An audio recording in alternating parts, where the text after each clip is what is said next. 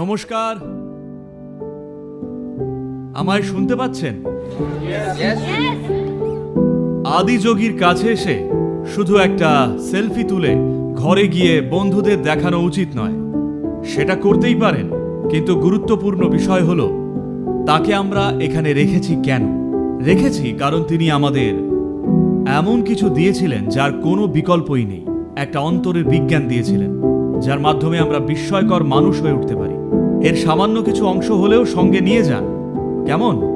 তা না হলে ওনার অস্তিত্ব আর আমার অস্তিত্ব অপচয় হবে। আমার সঙ্গে এমনটা করবেন না, ওকে? অন্তত একটুখানি যোগা, সামান্য একটু সঙ্গে করে নিয়ে যান আর নিজেকে এখনের চেয়ে আরো উন্নত করে তুলুন। আসুন, এটাকে সম্ভব করে তুলি। Thank you.